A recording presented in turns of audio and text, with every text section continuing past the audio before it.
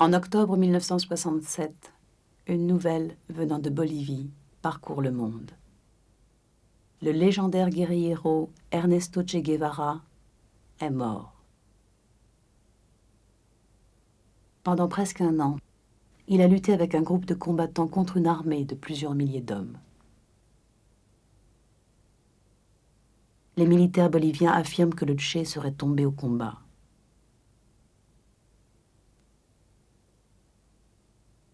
Lors d'une conférence de presse, il présente le journal qu'il a écrit au cours de sa guérilla.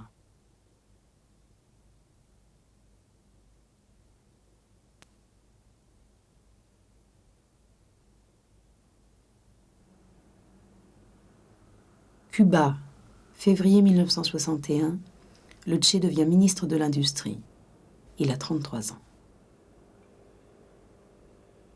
Il est de ceux qui veulent instaurer le plus rapidement possible une société socialiste.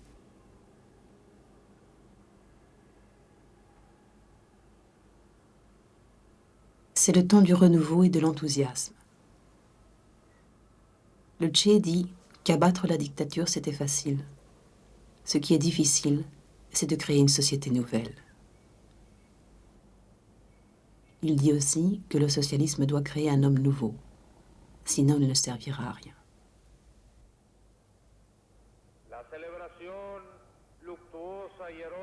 Inlassablement, il explique sa vision d'une société plus juste, plus fraternelle.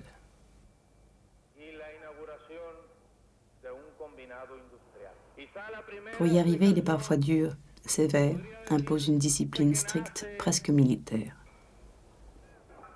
En las luchas independentistas de nuestros mambises, pero luego tiene un antecedente cercano, también de derrota, también luctuoso y heroico. El 26 de julio fue de 1953. Les Américains ont commencé très tôt à combattre et à boycotter la jeune révolution cubaine. Celle-ci est obligée de chercher de l'aide ailleurs. Le Che est alors l'homme de tous les voyages dans le camp socialiste et dans les pays progressistes du tiers-monde. 3 fois, il se rend en Union soviétique qui soutient Cuba économiquement et militairement. Le Che est cependant sceptique. Lui qui déteste les privilèges, la nomenclatura, le bureaucratisme, ne dit pas tout ce qu'il pense de cette URSS qu'il croit dans une impasse définitive. Et il est absolument contre la politique de la coexistence pacifique qui permet aux Russes et aux Américains de se partager le monde.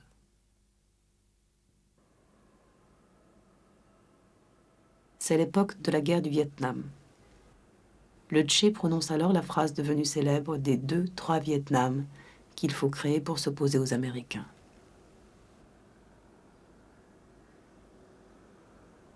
En février 1965, il tient un discours à Alger dans lequel il reproche au camp socialiste d'exploiter les pays du tiers-monde et d'être ainsi complice de l'impérialisme occidental.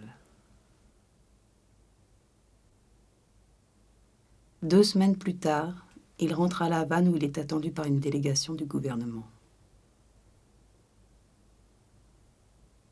Quelque chose de grave semble être arrivé. Dans quelques instants, le Che apprendra que les Soviétiques ont officiellement protesté auprès du gouvernement cubain contre son discours d'Alger. Dans le hall de l'aéroport, l'attendent Fidel Castro et le président Dorticos. Les 2 jours suivants, Castro et le Che les passeront enfermés dans le palais gouvernemental. Personne n'a jamais su ce qui s'est passé alors entre les 2 hommes, ni de quoi ils ont parlé exactement. 1 semaine plus tard, le Che donne sa démission du ministère et qu'à partir de ce moment-là, on ne le reverra plus jamais en public. Quand il revient une dernière fois dans son bureau, il pense alors que le moment est venu de quitter Cuba et de continuer le combat ailleurs. Il se met à écrire 3 lettres d'adieu. Une à ses parents, une à ses enfants et une à Fidel Castro. Nous sommes le 12 mars 1965. Quelques jours plus tard, il part en Afrique pour participer avec 200 soldats cubains à d'obscurs combats de libération dans l'ancien Congo belge. Aquí de puño y letra, aquí transcripta a máquina.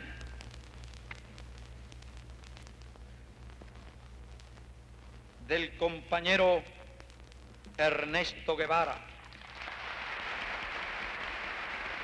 En octobre 65, Castro lit la lettre du Che au congrès de fondation du nouveau Parti communiste cubain. Y dice así: Habana, año de la agricultura. Fidel, siento que he cumplido la parte de mi deber que me ataba a la revolución cubana en su territorio y me despido de ti, de los compañeros, de tu pueblo, que es ya mío. Hago formal renuncia de mis cargos en la dirección del partido, de mi puesto de ministro, de mi grado de comandante, de mi condición de cubano.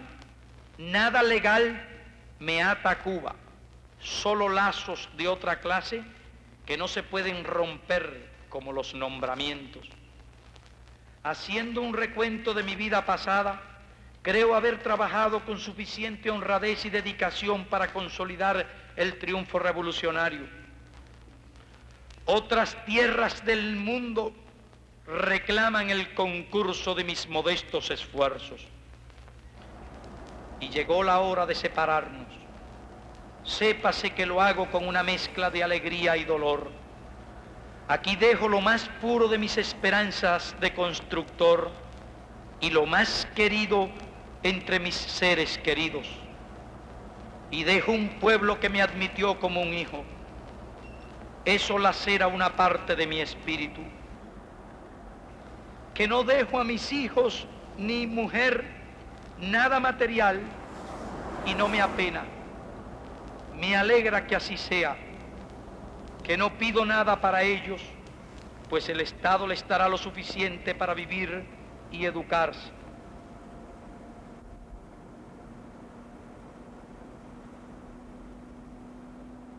Après de longs mois passés en Afrique, le Che était revenu à Cuba pour s'entraîner avec ses hommes dans un camp de l'armée cubaine. Il repart avec 16 combattants vers la Bolivie. Ils voyagent séparément, toujours 2 par 2. Le Che prend la route de La Paz via Moscou, Prague, Zurich et Francfort. Il s'est fait complètement transformer le visage et voyage avec un faux passeport au nom d'un homme d'affaires uruguayen.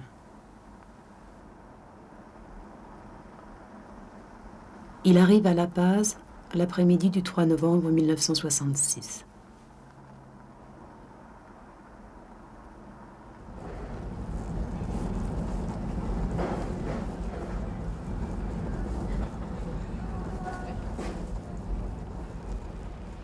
Il descend à l'hôtel Copacabana.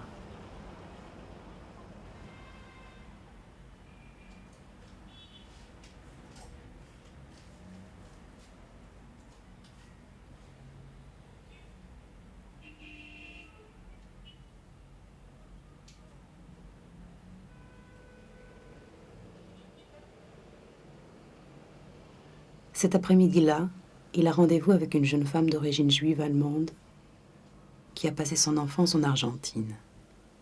Elle s'appelle Tania et vit ici depuis 1964 à la demande du Che. Elle s'était occupée de la logistique et a aidé à recruter des combattants boliviens. Le Che passe la soirée et la nuit du 3 novembre à La Paz et repart tôt le lendemain matin. Le 4 et 5 novembre, il est en route vers la province de Santa Cruz, en direction du territoire de la guérilla. En chemin, il est rejoint par Touma, son plus proche collaborateur.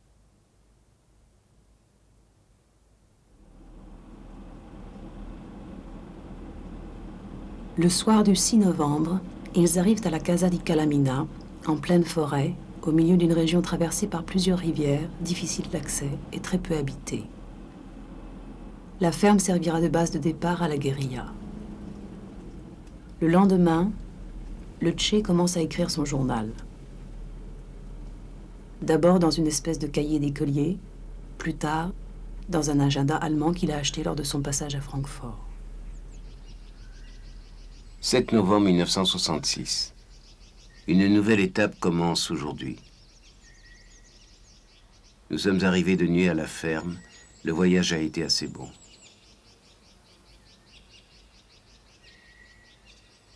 Nous avons passé la journée dans le maquis à moins de 100 mètres de la maison et près du ruisseau. Mes cheveux repoussent, bien que clairsemés, et mes cheveux blancs deviennent blonds et commencent à disparaître. La barbe commence à pousser. Dans 2 mois environ, je serai redevenu moi-même. Une semaine de campement. Marcos et Rolando sont arrivés à midi. Avec Coco sont venus Joaquín et Urbano et un Bolivien qui veut rester. Les projets sont attendre le reste du groupe, augmenter le nombre des Boliviens, au moins jusqu'à 20, et commencer les opérations.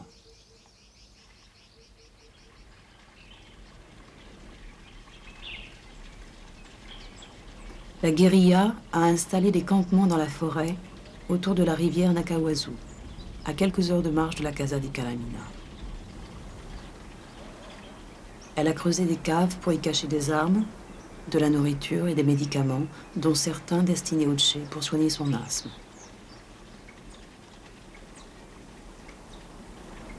Le but est de créer en Bolivie un noyau à partir duquel la guérilla se répandra dans les pays limitrophes. Le Che prévoit une lutte de longue haleine qui peut durer des années, sinon des décennies.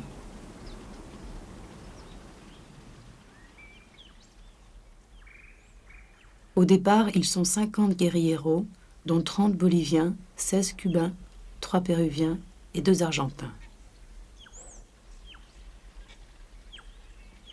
Certains Boliviens ont reçu un entraînement militaire à Cuba. La plupart sont ou ont été membres du Parti communiste bolivien. Les Cubains sont des soldats expérimentés qui ont déjà combattu aux côtés du Che, à Cuba et en Afrique, et qui ont été parmi ses plus proches collaborateurs au ministère de l'Industrie et ont fait partie de sa garde rapprochée. 31 décembre. À 7h30, le médecin est venu annoncer que Monray, le secrétaire du Parti communiste bolivien, était là. J'y suis allé avec Inti, Tuma, Urbano et Arturo. La réception a été cordiale, mais tendue.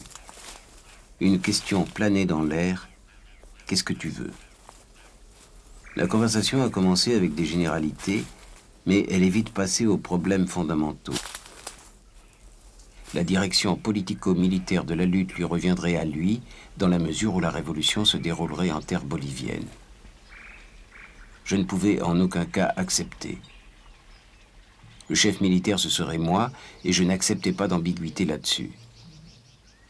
La discussion s'est arrêtée là, et c'est devenu un cercle vicieux. Nous avons convenu qu'il réfléchirait et qu'il en parlerait avec les camarades boliviens. Nous nous sommes transportés au nouveau campement, et là, il a parlé avec tous les camarades en leur posant le dilemme « rester ou soutenir le parti ». Tous veulent rester, et il semble qu'il en a été affecté.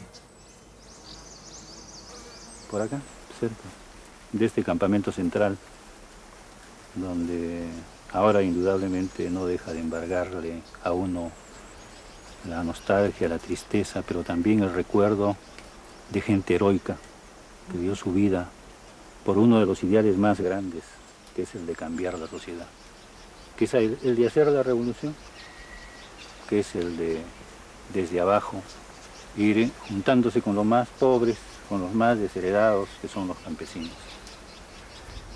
Ese 1 de enero, encontrándome aquí en el campamento, el comandante Guevara convocó a todos los compañeros que se encontraban aquí cubanos, bolivianos, peruanos y argentinos.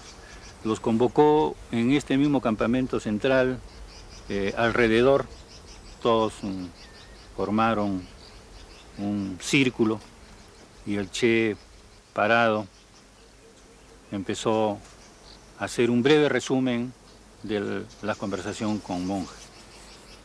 Al final les dijo a todos los compañeros que quedaban libres de tomar la decisión de quedarse en la guerrilla o de abandonarla. Que este era el momento preciso en el que deberían de tomar una decisión. Ningún compañero abandonó el campamento. Todos se quedaron y dijeron que sí, que continuarían hasta la victoria final. Aplaudieron las palabras del Che y se abrazaron todos los compañeros. El Che nos dijo que había llegado el momento de luchar y que los militantes del Partido Comunista íbamos a pasar momentos muy difíciles debido a la posición del secretario general Mario Monge. Él nos dijo que era una prueba muy dura, pero que si estábamos dispuestos a pasarla, seguramente podríamos salir adelante. Él nos explicó luego en forma conjunta el objetivo de la guerrilla, que era iniciar una lucha para liberar a nuestro país. Y finalmente nos dijo, bueno, empieza la lucha, va a ser muy difícil, remarcó, pero que ellos y si nosotros estábamos apoyando, todos seguiríamos adelante.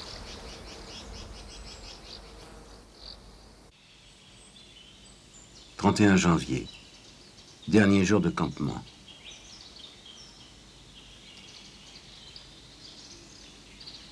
J'ai parlé à la troupe et lui ai donné les dernières instructions sur la marche.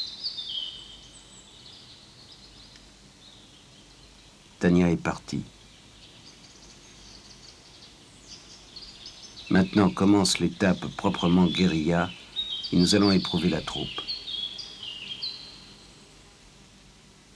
Le temps dira ce qu'elle donne et quelles sont les perspectives de la révolution bolivienne.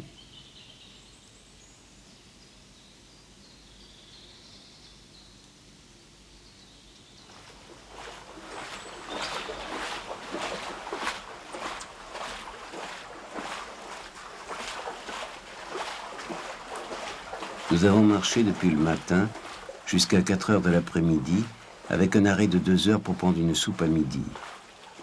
Le chemin longe le Makawasu. La troupe est fatiguée, mais a assez bien réagi.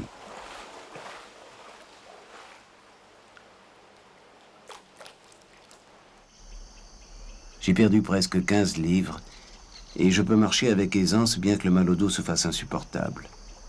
Mes poumons me faisaient mal et je me sentais très épuisé.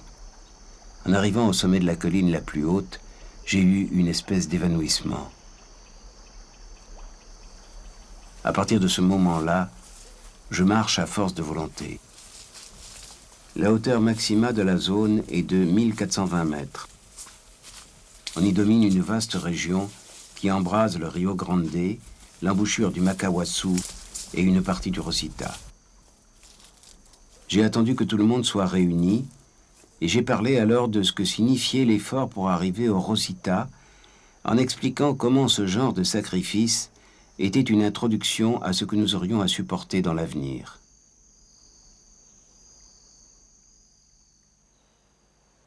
« 26 février. Nous avons continué à marcher pour essayer d'atteindre le Rio Grande et de continuer notre route en le longeant. Benjamin était resté en arrière, ayant eu des difficultés avec son sac à dos et épuisé physiquement.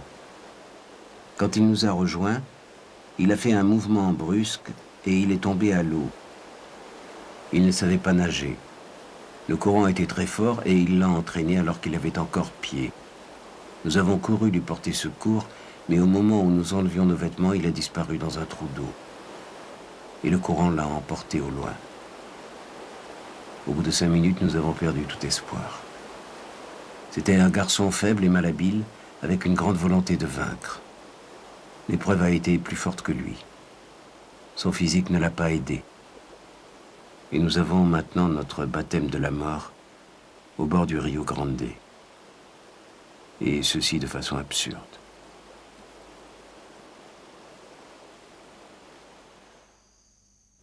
« 4 mars.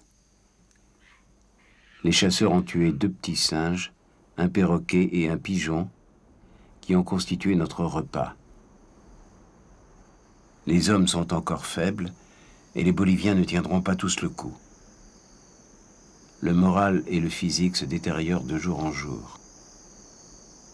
J'ai un début d'œdème des jambes. La prochaine étape sera 2 combats, et elle sera décisive.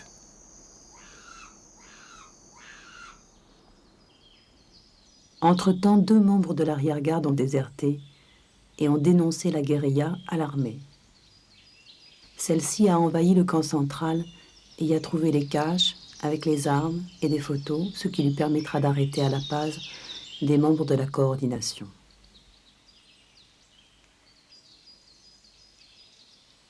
Le Che a entendu à la radio ce qui s'est passé. Il décide quand même de revenir dans le campement, malgré la présence de l'armée dans les environs. Tania est là. Elle a amené des visiteurs de La Paz. Parmi eux, le philosophe français Régis Debray, proche ami de Fidel Castro. Il compte rester avec la guérilla.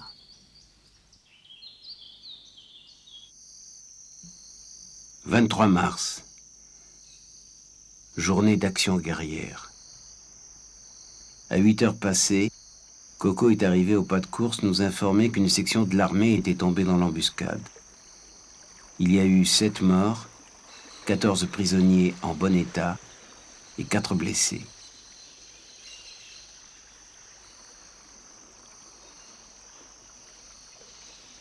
J'ai envoyé Inti parler avec les prisonniers et les mettre en liberté.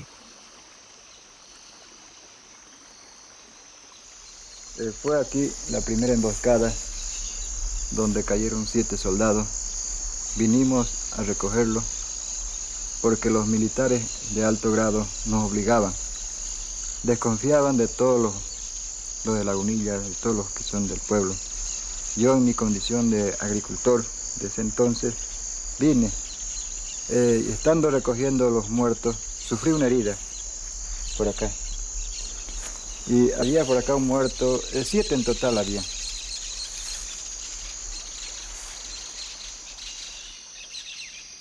Aujourd'hui, la nouvelle de l'embuscade a explosé et a complètement occupé la radio. Le communiqué officiel annonce un mort de plus que nous et les donne comme ayant d'abord été blessés et ensuite fusillés par nous.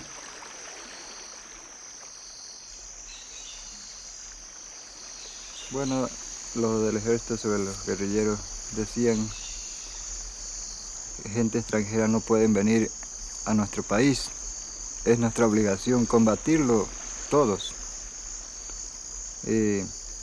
No hay otra forma porque si no a ustedes le van a quitar sus cosas. Al uno que tenía algunas vaquitas decía vos te vas a quedar sin nada porque ellos son comunistas. Y si vos tenés 3, 4 vacas tenés que quedarte con una. Y a los otros se las van a repartir sus cosas y ustedes van a quedar solamente para que puedan comer y nada más. Eso explicaban los militares. Nos obligaban, ¿no? En muchas ocasiones hasta hemos sufrido golpes de parte de los militares. Bueno, yo cuando tuve 17 años me presenté al cuartel del ejército boliviano. Y en ese entonces, en el 67, comenzó la guerrilla del Che Guevara. Y al entrar ya a combatir hacia Ñacahuazú, de eso hemos seguido a los guerrilleros, pero sufriendo de comida, de sed, de hambre, de todo. No teníamos qué comer. En cada combate que teníamos, nosotros los hacíamos con un esfuerzo, el último esfuerzo que teníamos porque, claro, estábamos mal alimentados. Toda la alimentación que llegaban los sargentos, los oficiales agarraban y lo vendían, y a los soldados, a nosotros soldados, nos dejaban sin comer y lo hacían negocios ellos.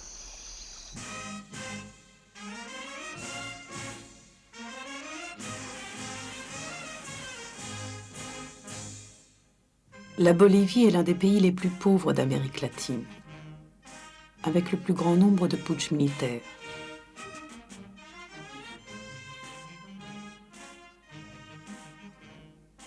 En cette année 1967, le général Barrientos arrive au pouvoir. Après un putsch, il se fait élire président de la République.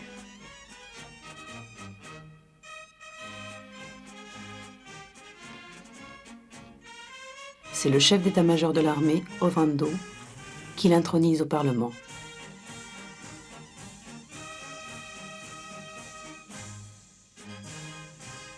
Barrientos s'occupera personnellement de la lutte contre la guérilla.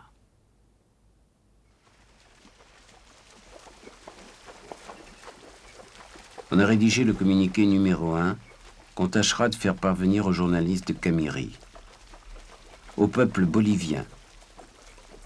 Aujourd'hui, nous faisons appel aux ouvriers, paysans et intellectuels, à tous ceux qui sentent que l'heure a sonné de répondre à la violence par la violence, de délivrer un pays vendu en tranches au monopole yankee et d'élever le niveau de vie de notre peuple de jour en jour plus affamé.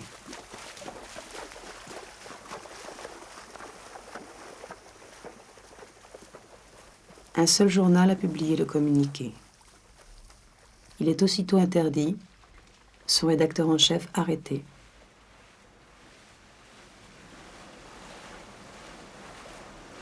Les radios continuent à être saturées de nouvelles de guérilla.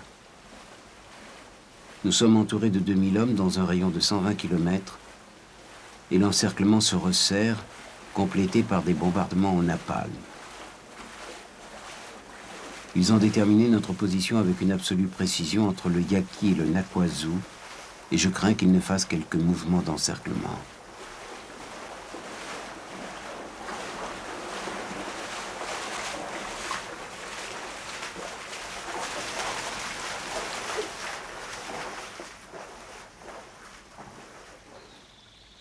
« 10 avril.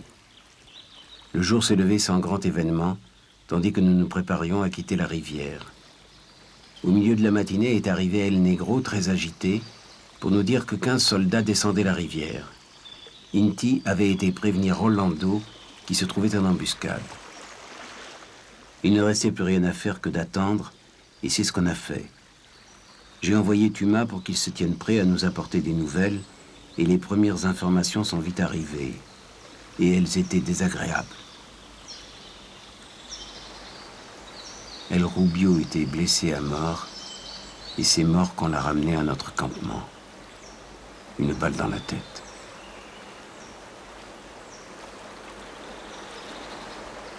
La chose est arrivée ainsi. L'embuscade était composée de 8 hommes de l'arrière-garde, répartis des deux côtés de la rivière. Les soldats avançaient sans grande précaution. Le feu a duré quelques secondes, laissant sur le terrain un mort et 3 blessés, plus 6 prisonniers.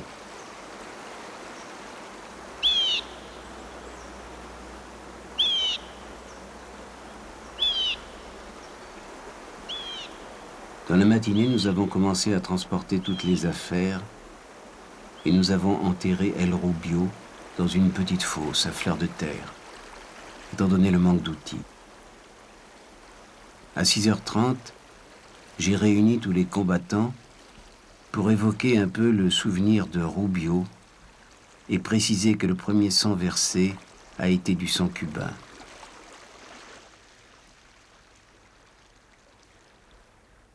Nous sommes arrivés à Ticucha à 3h30 et à 6h30 nous étions à Maison. Nous nous sommes installés à 1 kilomètre plus en amont sur un petit terre-plein. Le regard s'étend jusqu'à la maison du dernier paysan de la vallée. Dans l'après-midi, un AT-6 a lancé 2 bombes sur la petite maison. Parmi tous les paysans que nous avons vus, il y a un certain Simon, qui se montre très coopératif bien qu'il ait peur.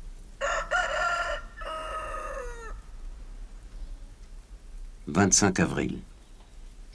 Jour noir. À 10 heures du matin environ, Pombo est revenu de l'observatoire nous aviser que 30 soldats avançaient vers la maisonnette. Nous avons décidé de tendre une embuscade improvisée dans le chemin d'accès au campement. À toute vitesse, nous avons choisi un petit raidillon au bord du ruisseau, avec une visibilité à 50 mètres. À peu de temps de là est apparue l'avant-garde ennemie. Un feu intermittent a commencé sur le flanc de l'armée.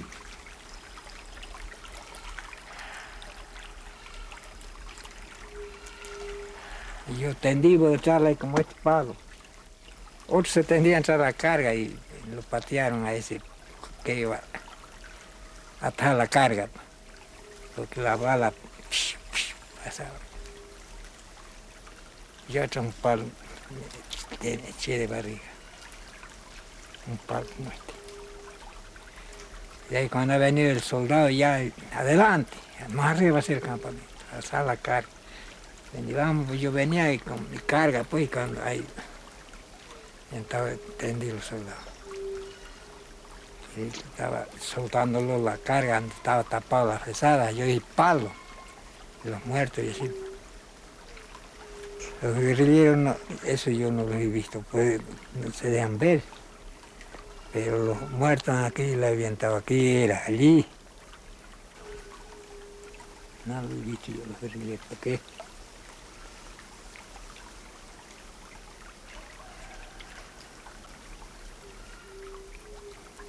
Quand s'est produit un répit, j'ai envoyé Urbano pour qu'il leur donne l'ordre de se retirer. Mais la nouvelle est arrivée que Rolando était blessé. Ils l'ont amené après un petit moment, déjà exsangue, et il est mort quand on a commencé à lui administrer du plasma. Une balle lui avait sectionné le fémur et avait atteint les artères et les nerfs. Il a perdu tout son sang avant qu'on ait pu faire quelque chose. Nous avons perdu le meilleur homme de la guérilla et naturellement un de ses piliers. Mon camarade, depuis le temps où, presque enfant, il avait été messager de la colonne 4. Il faisait bien sûr partie de cette nouvelle aventure révolutionnaire.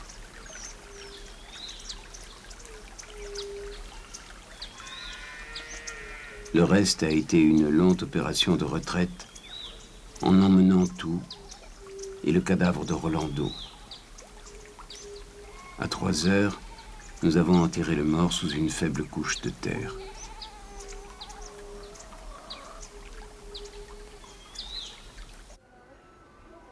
Fin avril, Régis Debray a décidé de quitter la guérilla. Le Che l'accompagne avec ses hommes aux portes de Muyapampa, capitale du district. Debray est aussitôt arrêté et emprisonné. Quelques mois plus tard, un tribunal militaire condamne Debray à la prison à vie alors qu'il n'a participé à aucun combat. À cause de cette escapade à Muyapampa, le Che a perdu le contact avec son arrière-garde, un groupe de 13 hommes sous la conduite du Cubain Joaquin. Tania est avec eux.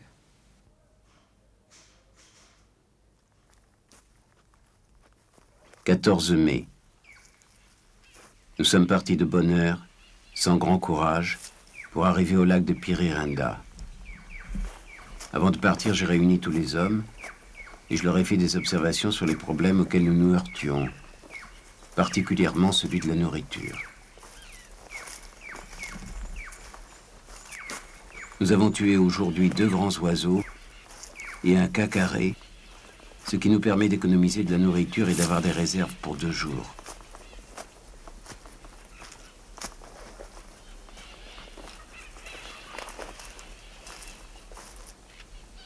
« 15 mai.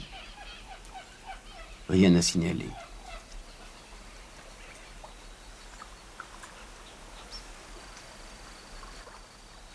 « 23 mai. Jour de paresse et un peu de désespoir.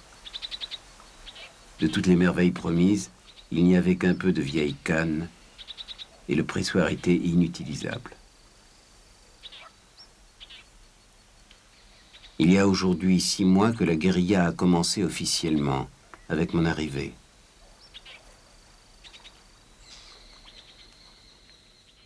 « 30 mai. Nous sommes arrivés de jour à la ligne de chemin de fer et nous avons découvert que le chemin indiqué, qui devait nous mener à Mitchouri, n'existait pas. À 15 heures, je dormais tranquillement quand j'ai été réveillé par un tir de l'embuscade. L'armée s'était avancée et était tombée dans le piège. 3 morts et 1 blessé, tel est, semble-t-il, le bilan. Demain, j'ai l'intention de traverser la voie ferrée et de gagner les montagnes.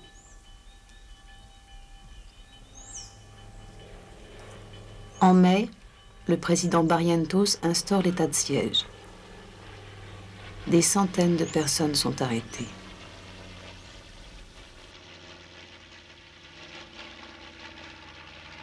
Des paysans que l'armée suspecte d'avoir eu des contacts avec la guérilla sont emprisonnés, torturés et parfois tués.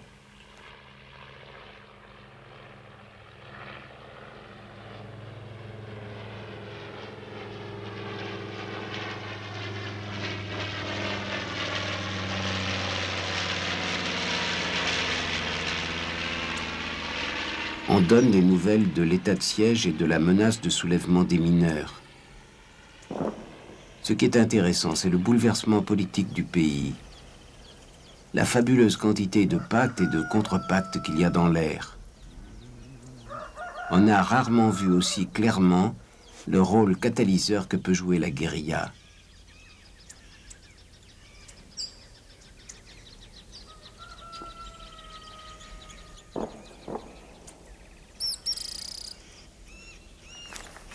« 31 mai. Après avoir mangé à 5 heures, nous sommes partis vers la route le long du chemin de fer. Pendant tout le trajet, on n'a rien entendu qu'un coup de feu au loin. L'aviation a commencé à survoler la zone. L'armée a fait savoir qu'elle avait arrêté tous les paysans qui avaient collaboré avec nous dans la région de Mazikuri. «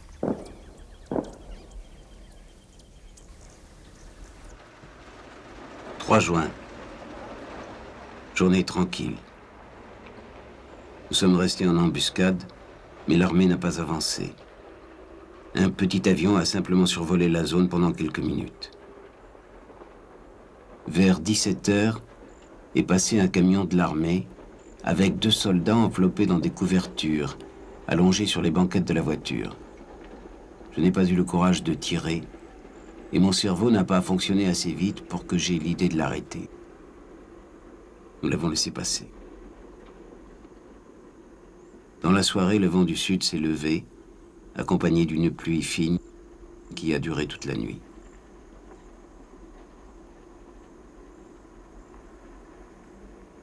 « 14 juin. Me voici arrivé à 39 ans et je vais inexorablement vers un âge qui me donne à réfléchir sur mon avenir de guerriero. Pour l'instant, je le suis tout entier. L'asthme commence à me menacer sérieusement et il y a très peu de réserve de médicaments. La radio donne des nouvelles des combats dans les mines. La radio argentine annonce 87 victimes. Les Boliviens en cachent le nombre.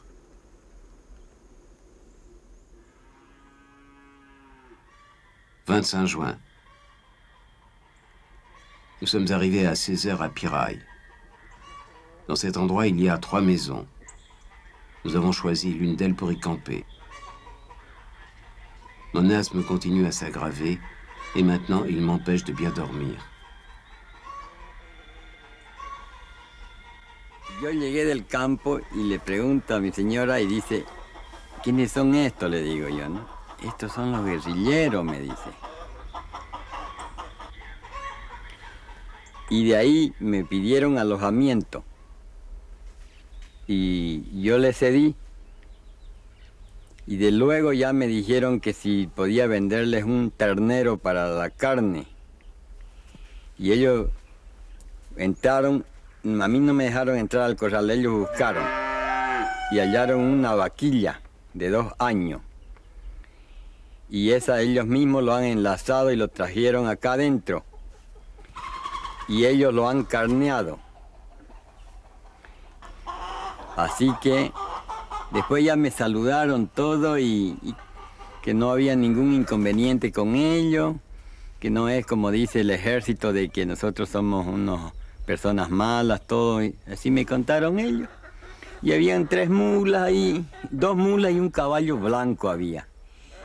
Y entonces yo digo, no, a mi señora, ¿y cómo el ejército no lo haya esto? Le digo, con semejante sonadío que ellos traen, le digo, ¿no?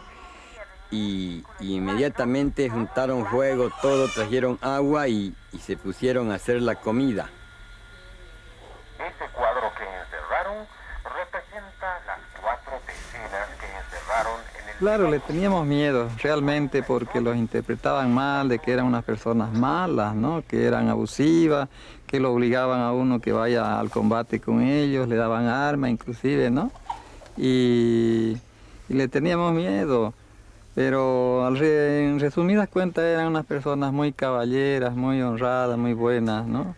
Ellos pagaban inclusive todos sus precios, las cosas que se les daba, y pedían más bien colaboración a los campesinos, nos pedían, ¿no? Y nos daban buenas explicaciones ellos de que cómo íbamos a hacer, porque su ideal era de ellos triunfar, digamos, ¿no? Y que el comunismo, y que nosotros pertenezcamos a ellos, todo eso, ¿no? Y eso de las 3 de la tarde se comenzaron a perder. Todos con su equipo iban, con su arma que no largaban ellos. A las 4 de la tarde se escucharon los disparos y fue el choque en el río seco que le llamamos nosotros acá. Journée noire pour moi. Tout avait l'air normal. J'avais envoyé 5 hommes remplacer ceux qui étaient en embuscade sur la route de Floride quand j'ai entendu des coups de feu. Nous nous y sommes rendus rapidement à cheval et nous nous sommes trouvés devant un spectacle étrange. Au milieu d'un silence total, gisaient au soleil, sur le sable de la rivière, 4 cadavres de soldats. De notre côté, la nouvelle nous est parvenue qu'il y avait 2 blessés, Pombo à une jambe et Tuma au ventre. Nous les avons transportés rapidement à la maison pour les opérer avec les moyens du bord. La blessure de Pombo est superficielle. Celle de Tuma lui avait déchiré le foie et avait provoqué une perforation intestinale. Il est mort pendant l'opération. Avec lui, j'ai perdu l'inséparable compagnon de toutes ces dernières années, d'une fidélité à toute épreuve. Et j'ai un peu l'impression d'avoir perdu un fils. El Che estaba junto al fuego así, estaba él triste, preocupado, y los otros guerrilleros venían y lo miraban y se regresaban vuelta. Y él estaba algo dolorido, parece, enfermo, tenía asma, así que tenía cansancio, así hacía él. Y estábamos los dos ahí. Y ahí estuvimos toda la noche hasta que fue la hora de que él...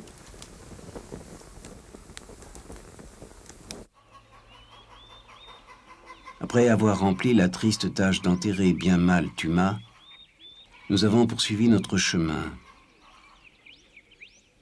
Nous sommes toujours totalement isolés, ce qui nous réduit aux 24 hommes que nous sommes.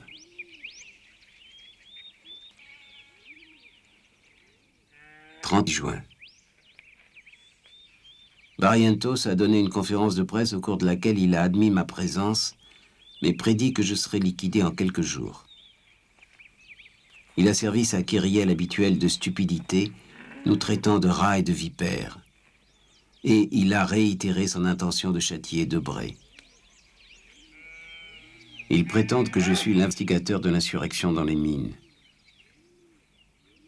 Les nouvelles politiques dénotent une terrible crise dont on ne sait pas à quoi elle va aboutir.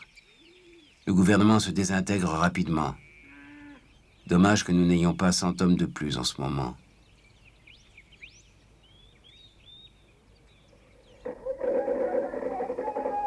Le président Barrientos a demandé de l'aide militaire aux Américains, qui envoient aussitôt des armes et des instructeurs, anciens de la guerre du Vietnam, qui commencent à entraîner l'armée bolivienne et à créer des unités d'élite. Jusque-là, les soldats boliviens n'étaient pas très motivés pour combattre la guérilla. Une partie des officiers considère l'aide américaine comme une ingérence dans les affaires du pays.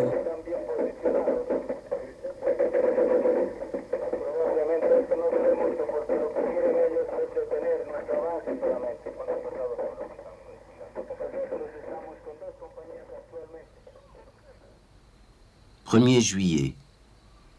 La base paysanne ne se développe toujours pas. Il n'y a pas eu une seule nouvelle recrue. Par ailleurs, l'isolement demeure total. C'est un cercle vicieux. Pour amener les paysans à s'engager, il faut que nous puissions exercer notre action de façon permanente sur un terrain habité, et pour cela, nous avons besoin de plus d'hommes.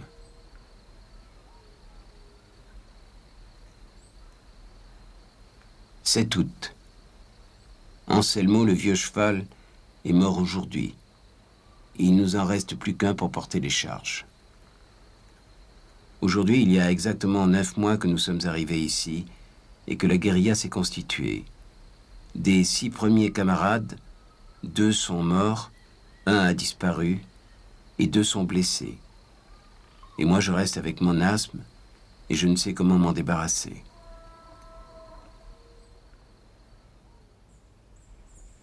« 27 août. Journée grise et un peu angoissante. Nous avons passé la journée à chercher désespérément une issue et le résultat n'est pas encore évident. Il ne semble pas que nous puissions arriver à l'eau demain. Quelques camarades sont complètement démolis par le manque d'eau. Cela a été, sans aucun doute possible, le plus mauvais mois que nous ayons eu en ce qui concerne la guerre. La maladie a semé l'incertitude chez certains. Nous n'avons toujours pas obtenu de participation des paysans, chose logique si l'on considère le peu de rapports que nous avons pu avoir avec eux ces derniers temps. Le moral des combattants baisse, momentanément j'espère.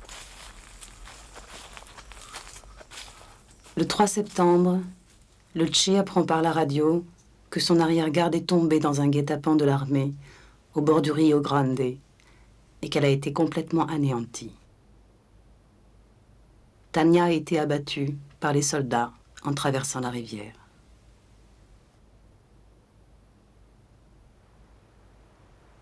« 10 septembre. Mauvaise journée.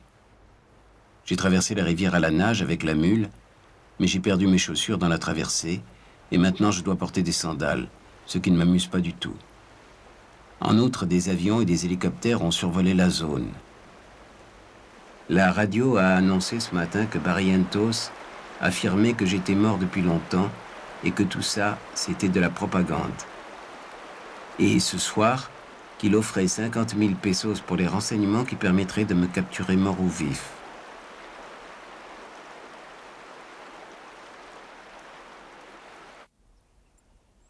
« 21 septembre.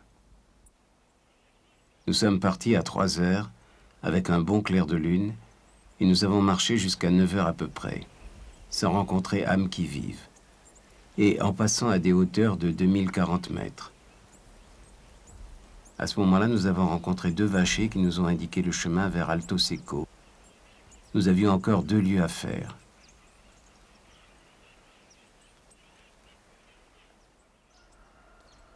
Quand nous sommes arrivés à Alto Seco, nous nous sommes rendus compte que le maire était parti hier pour prévenir que nous étions tout près. Alto Seco est un petit village de 50 maisons qui nous a reçus avec un mélange bien dosé de peur et de curiosité.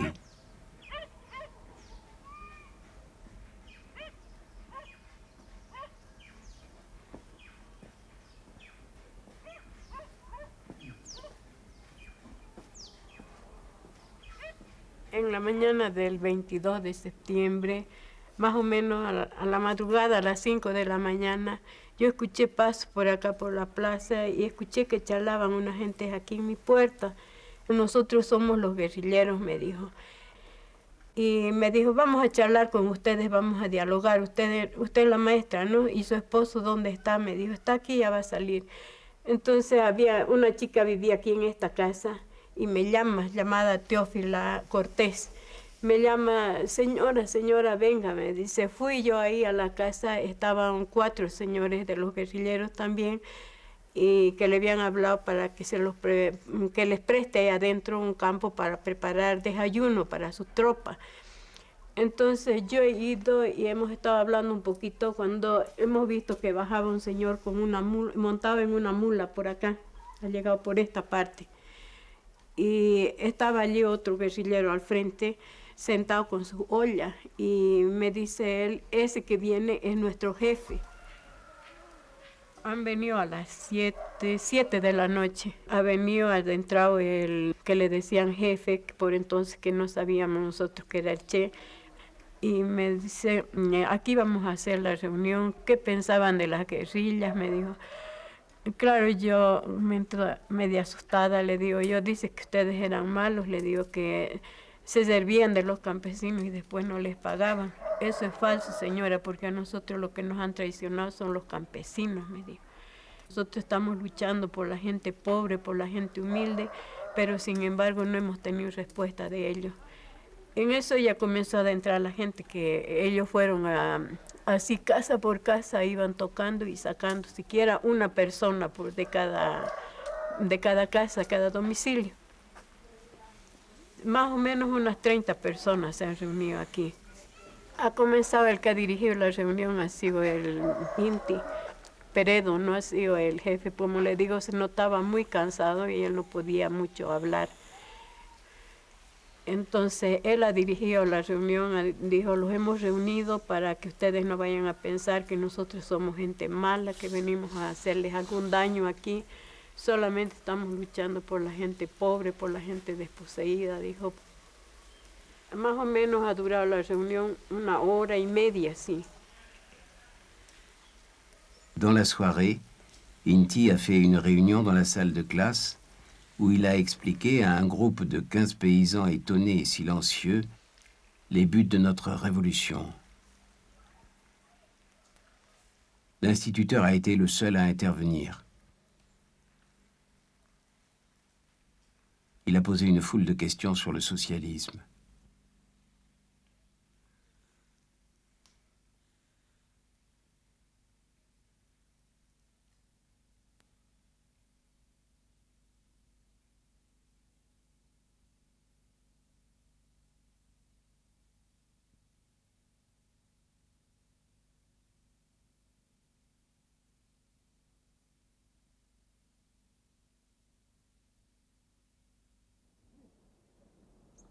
« 26 septembre.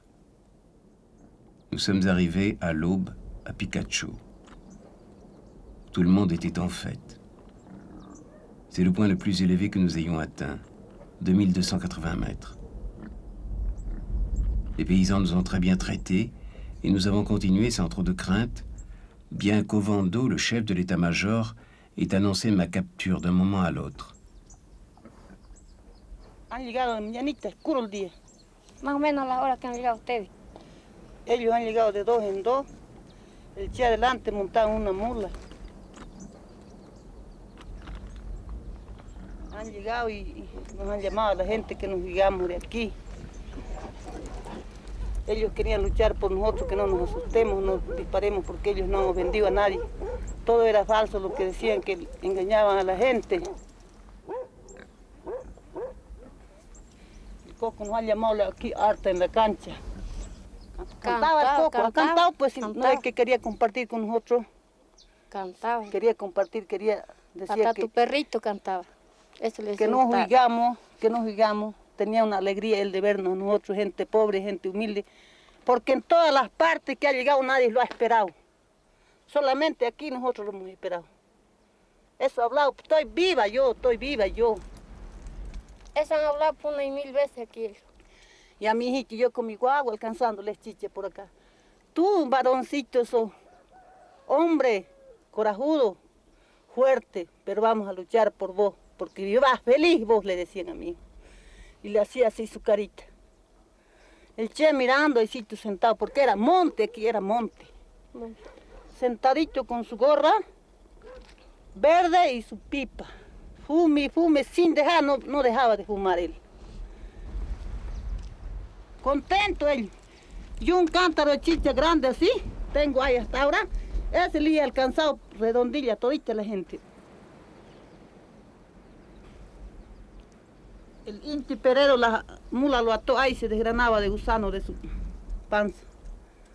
De tanto andar. Se han comprado a barca y sus zapatos lo han botado por acá abajo. Y ven cómo andamos quemados del andar por los bosques, por los ríos, por la serranía, por luchar por ustedes pobres que viven botados en estos campos, para que los ricos sean más ricos y los pobres más pobres, decía. Eso van a rogar que triunfemos para que tengan una vida tranquila, ustedes no sufran aquí, decía. Y después, los higuereños estaban aquí, ellos se han ido adelante a dar parte para allá. Ellos han ido a dar parte, que los guerrilleros iban por aquí. Este camino. Aquí el caminito este era. Este camino. Y por aquel papalcito, por aquel papalcito que está la gallina. Por ahí es el camino que teníamos, no teníamos carretera nosotros.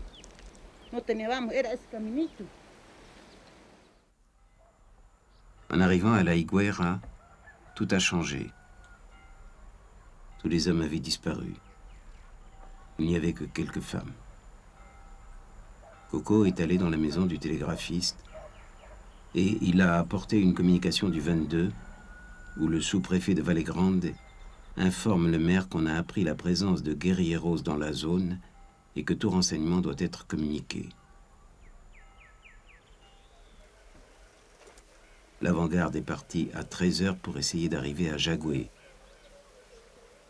Quand je suis parti vers le sommet de la côte, des coups de feu dans toute la montagne m'ont annoncé que les nôtres étaient tombés dans une embuscade. J'ai organisé la défense dans le petit village pour attendre les survivants. Et j'ai indiqué comme issue un chemin qui va au Rio Grande. Quelques instants plus tard est arrivé Benigno blessé, puis Aniceto et Pablito avec un pied en mauvais état. Miguel, Coco et Julio avaient été tués. Et Camba avait disparu en laissant son sac. L'arrière-garde est partie rapidement par le chemin et je l'ai suivi en emmenant toujours les deux mules. Ceux de derrière ont reçu le feu tout près et se sont retardés. Et Inti a perdu contact. Mais il nous a rejoints peu après.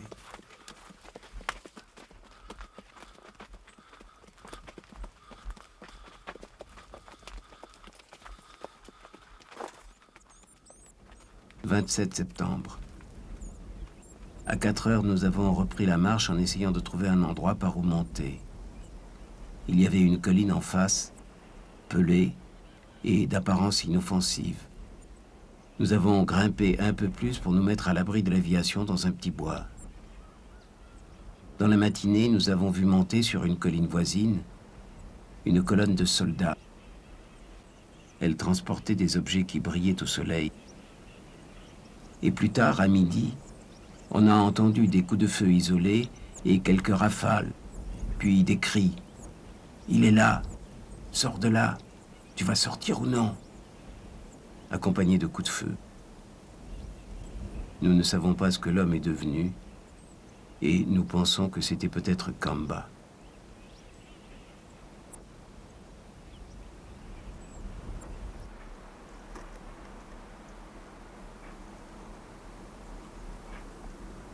La radio a annoncé que nous avions eu un engagement avec la compagnie Galindo et qu'il y avait 3 morts qu'on allait transporter à Vallée-Grande pour les identifier. Nos pertes ont été très lourdes cette fois-ci. La perte la plus pénible est celle de Coco. Mais Miguel et Julio étaient d'admirables combattants aussi. Et la valeur humaine des 3 hommes n'a pas de prix.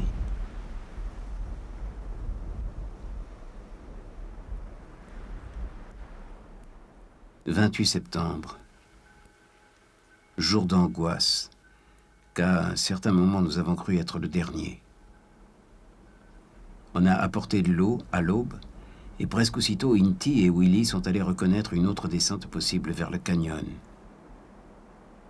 À 10 heures, 46 soldats sont passés en face de nous, sac au dos, et ils ont mis des siècles à s'éloigner.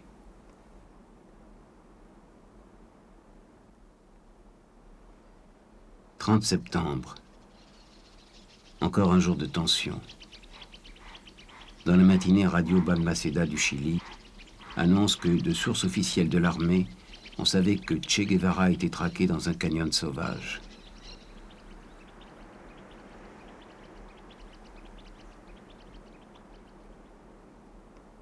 Ça aurait dû être un mois de récupération, et ça l'a presque été. Mais l'embuscade néfaste de la Higuera, où sont morts Miguel, Coco et Julio, a tout fait échouer. Les caractéristiques du mois sont les mêmes que pour le mois dernier, sauf que maintenant l'armée fait preuve de plus d'efficacité dans son action, que les paysans ne nous aident en rien et qu'ils se transforment au contraire en dénonciateurs. La tâche la plus importante est de s'enfuir d'ici et de chercher des zones plus propices. Ensuite, les contacts. Bien que tout le réseau soit démantelé à La Paz, où nous avons été aussi durement frappés.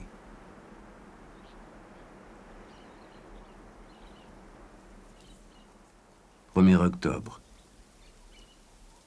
Ce premier jour du mois s'est passé sans rien de nouveau. Nous sommes arrivés au lever du jour dans un petit bois où nous avons installé le campement, en postant des sentinelles aux différents points d'approche.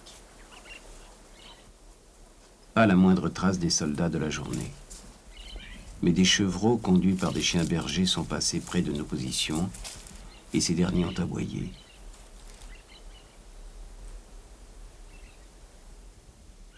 « 3 octobre. Longue journée et tendue, sans nécessité. Sans étancher notre soif, nous sommes remontés en haut d'une colline qui domine le chemin des soldats. À la tombée de la nuit, nous sommes tous descendus et nous avons fait du café qui nous a paru d'une saveur divine. Après nous être reposés dans la gorge, nous l'avons suivi une demi-heure en la redescendant, jusqu'au moment où nous en avons rencontré une autre qui l'a rejoint. Nous sommes sortis à la tombée de la nuit, avec les hommes, épuisés par le manque d'eau. Nous sommes arrivés au lever du jour à un petit bois d'où l'on entendait aboyer les chiens du voisinage. 6 octobre. Une exploration des lieux nous a appris que nous étions tout près d'une maison, mais aussi qu'il y en avait une un peu plus loin où il y avait de l'eau. Nous nous y sommes rendus et nous avons cuisiné toute la journée sous un grand arbre qui servait de toit.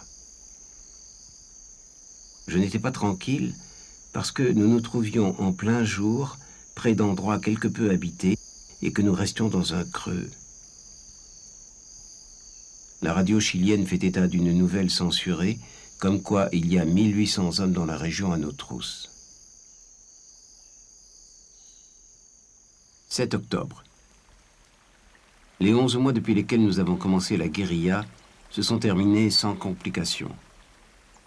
Jusqu'à 12h30, heure à laquelle une vieille est venue garder ses chèvres dans le canyon où nous campions, et nous avons dû la faire prisonnière. La femme ne nous a donné aucune nouvelle digne de foi concernant les soldats. Elle a simplement répondu qu'elle ne savait pas, qu'il y avait longtemps qu'elle n'allait plus par là. Elle nous a donné des renseignements sur les chemins. D'après ce qu'elle dit, il apparaît que nous sommes à peu près à 1 lieue de Higuera, à 1 lieue de Jagué et à environ 2 lieues de Pucara.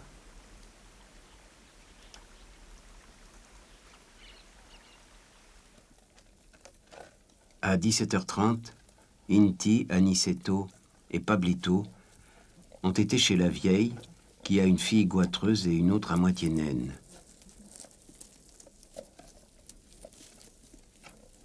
On leur a donné 50 pesos en leur demandant de ne pas dire un mot, mais sans beaucoup d'espoir qu'elles tiennent leurs promesses.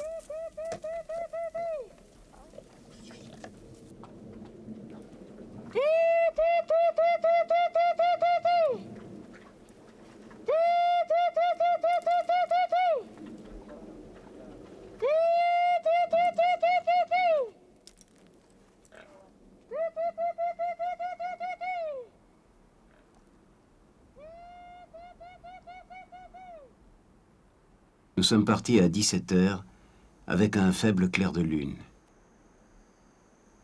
La marche a été très pénible. Nous avons laissé beaucoup de traces dans le canyon où nous étions. Il n'y a pas de maison proche, mais des champs de pommes de terre, irrigués par des canaux venant de la rivière.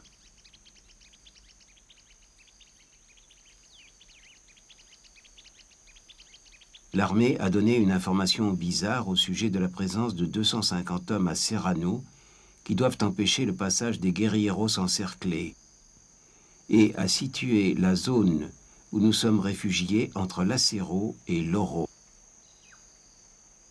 La nouvelle a l'air de vouloir être une diversion.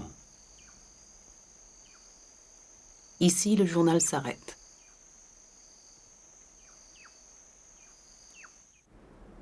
Ce matin du 8 octobre, les 17 combattants de la guérilla arrivent dans la vallée du Yuro. Ils n'ont pu se déplacer la nuit comme d'habitude à cause du très mauvais état physique de la plupart d'entre eux. Un paysan les a vus passer la veille et a alerté l'armée. Celle-ci a aussitôt pris position tout autour sur les collines. Au lever du soleil, les guérilleros aperçoivent les silhouettes des soldats. Ils savent à présent qu'ils sont encerclés, mais ils ne savent pas encore que l'armée sait qu'ils sont là.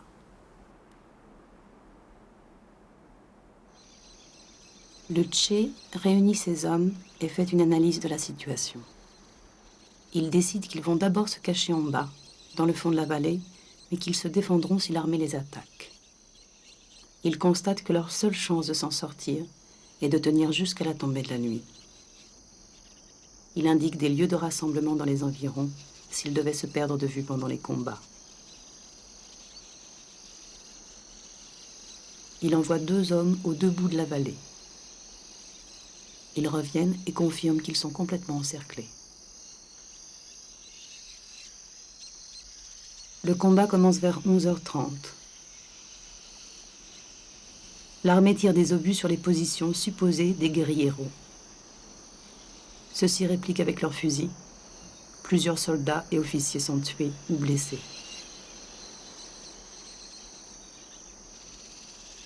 Le Che, qui est d'abord resté avec les malades, est blessé à la jambe par une balle de mitrailleuse. Il perd ensuite contact avec ses compagnons et descend dans la vallée d'où il commence à tirer sur l'armée, jusqu'à ce que son fusil soit endommagé par une balle. Au même moment, les guérilleros Arturo et Antonio sont tués par une grenade.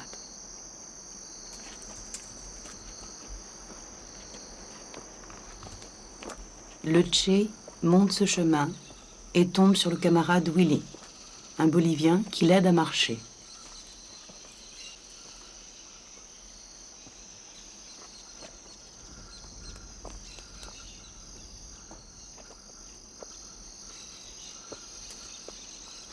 Au bout du chemin, les 2 hommes se retrouvent en face d'un champ à découvert. Tout autour, on tire encore. Il est 3 heures de l'après-midi.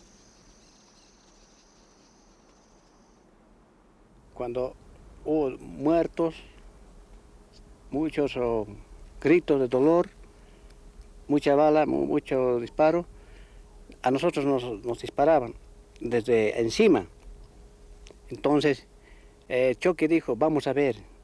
Era mi comandante de escuadra, vamos a ver, nos dijo. Nos están disparando, Balboa, vamos. Salimos hasta aquí. Choque estaba un poco adelantado y lo vio salir. Entonces, alto. Yo dije, alto, se mueve los limpios. Se sentó Che Guevara Y yo casi le apreté el gatillo, pero en ese momento dijo, más les conviene que no me maten porque yo soy el Che. Les tirs dans la vallée continuent quand l'armée décide à 17 heures de se retirer. Les prisonniers sont conduits à Higuera, à une demi-heure à pied.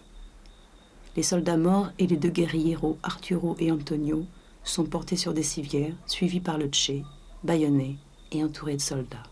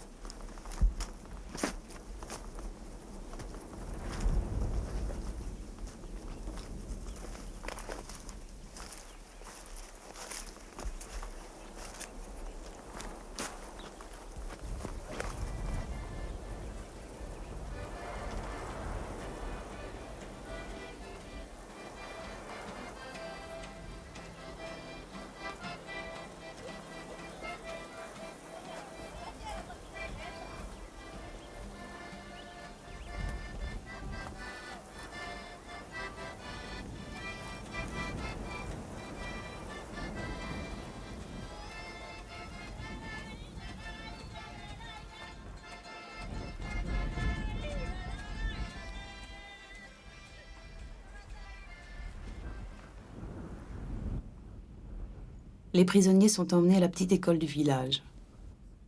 Le Che est mis avec les deux morts, Arturo et Antonio, dans une pièce, Willy dans l'autre.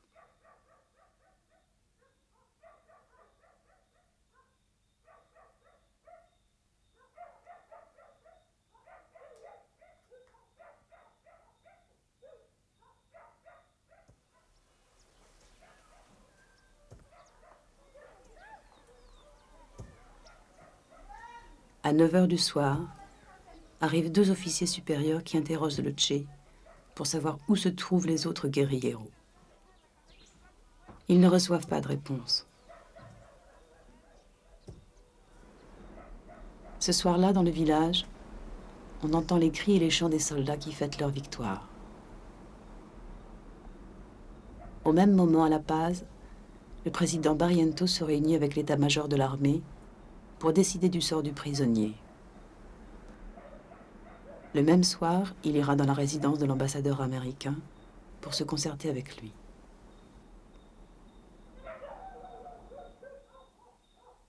Le Che passe la nuit à la lumière d'une bougie, gardé par des soldats et un sous-officier.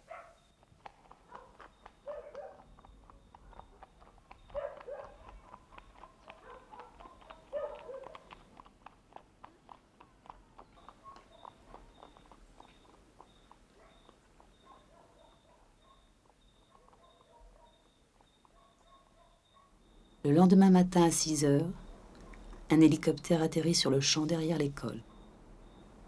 Un officier supérieur de l'armée bolivienne et un agent des services secrets américains en descendent. Ils se rendent aussitôt à la petite école.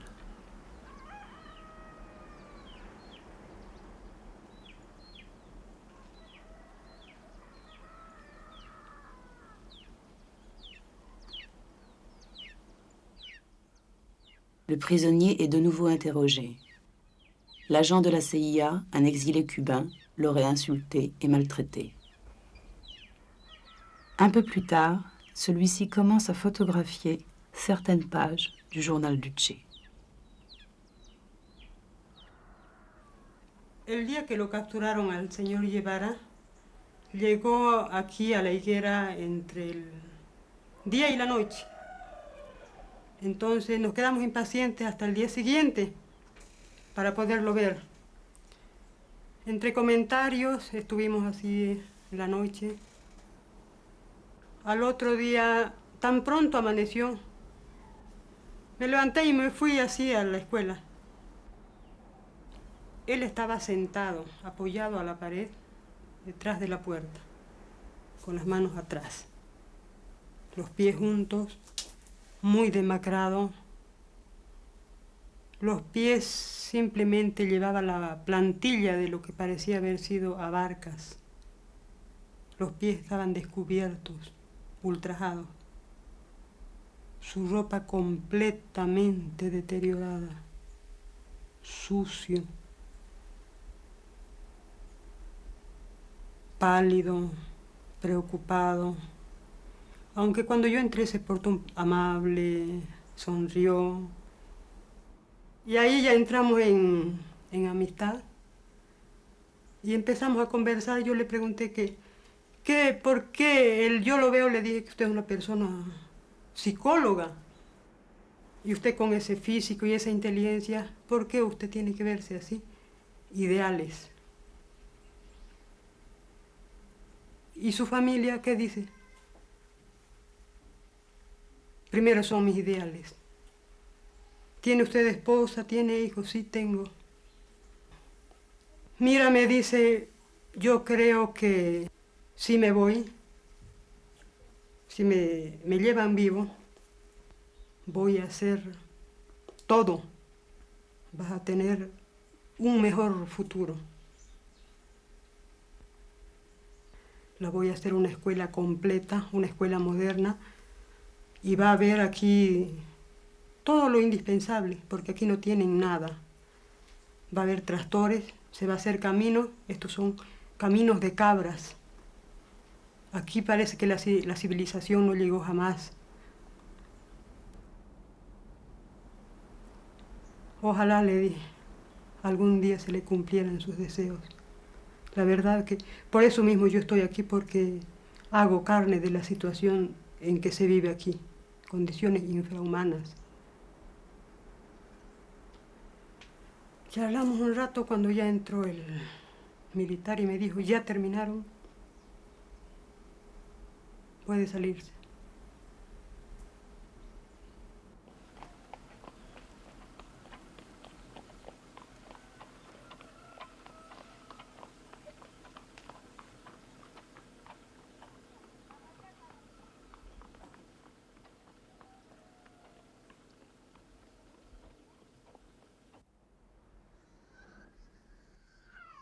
Vers 11 heures, un sous-officier rentre dans la pièce à côté et tue le prisonnier Willy d'une rafale de mitraillette.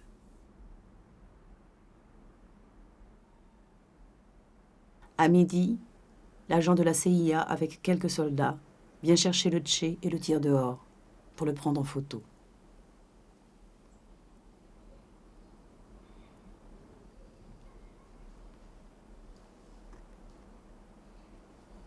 Posteriormente lo sacaron afuera para tomarle fotografías.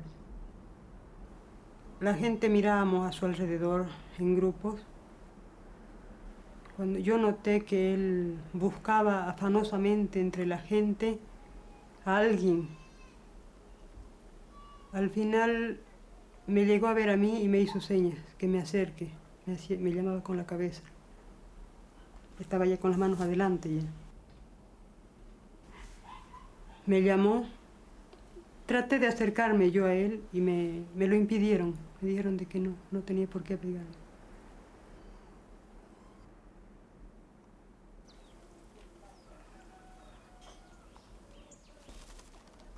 Luego nos salimos de ahí nuevamente. Otra vez entré al curso donde estaba el señor Guevara. Y en esa vez no conversamos mucho porque él evitaba, cuando entraba algún militar, él evitaba conversar. Cuando estuvimos solos, él me conversó. Posteriormente me fui a mi casa. Luego se escucharon descargas. Y era el señor Willy, que ya había muerto. El que me dijo que era maestro. Me fui a mi casa y mi mamá ya estaba con el almuerzo. Me dijo, ¿puedes llevarle un plato de comida para el preso? me sirvió el plato.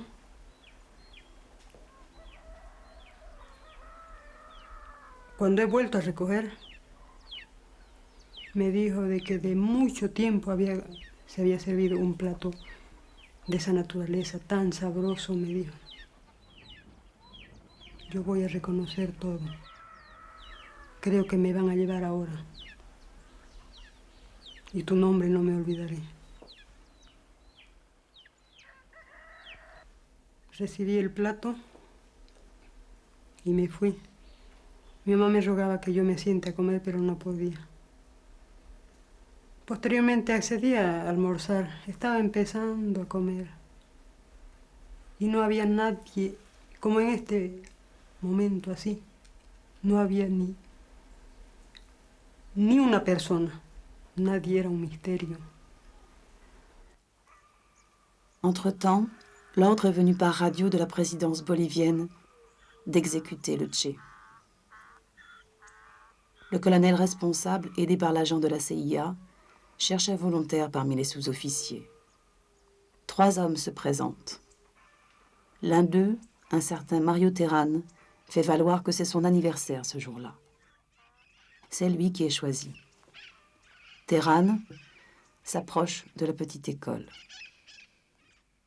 Nous sommes le 9 octobre 1967, à 1h de l'après-midi. Le Che se serait levé à l'approche du sous-officier, se serait mis au milieu de la pièce et aurait regardé son assassin.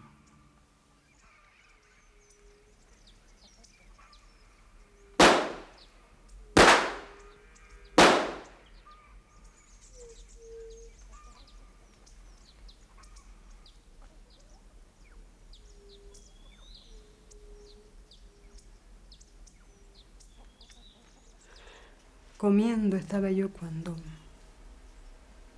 se escuchó una ráfaga. Y algo a mí me dijo que era él el que estaba falleciendo en ese momento. Tiré mi plato al suelo y salí corriendo. Sin que nadie me haya dicho dónde era. Yo me fui por instinto ahí, entré, encontré el cadáver ya con los brazos extendidos, con los ojos abiertos. No existía una sola persona, ni siquiera un soldado para decir ha sido fulano. No pude advertir a nadie en ese momento. No existía humanamente persona que esté cerca, por lo menos. Me apegué, le miré. Tampoco sangre, no. Parece que el hombre estaba totalmente anémico. No se notaba la sangre. Un mínimo era lo que existía ahí.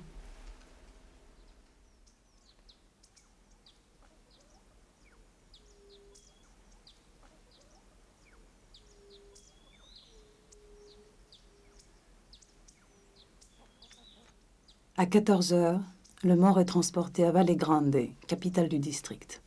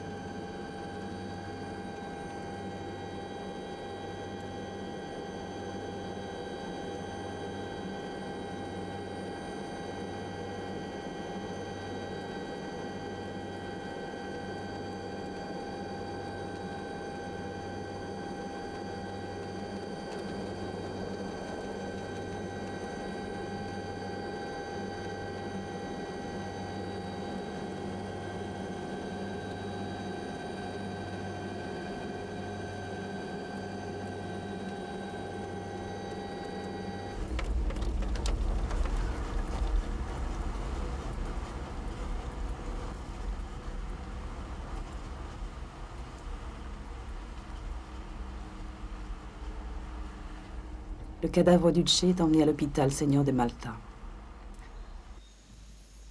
Il est déposé dans la buanderie.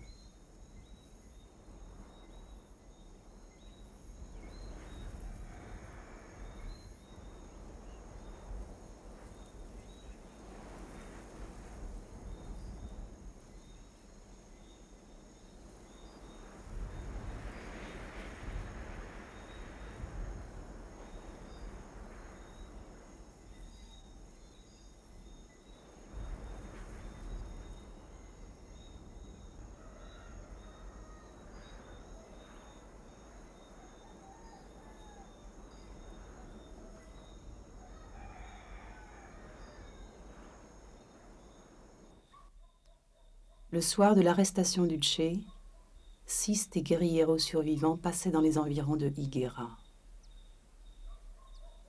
Ils sont près de la petite école quand ils entendent les soldats chanter.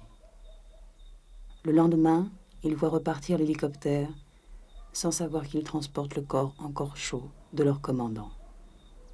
À 1h du matin, ils entendent à la radio la nouvelle de la mort d'Ucce. Les 6 mois suivants, ils se frayent un chemin à travers les lignes de l'armée bolivienne et sont engagés dans plusieurs dizaines de combats. L'un d'eux mourra sous les balles, les autres réussiront, après une marche forcée à travers les montagnes, à s'enfuir au Chili. De là, les 3 Cubains, Pombo, Benigno et Urbano, reviennent dans leur patrie, tandis que Inti Peredo rentre en Bolivie où il continue le combat. Il sera tué par la police dans une maison à La Paz, 2 ans plus tard.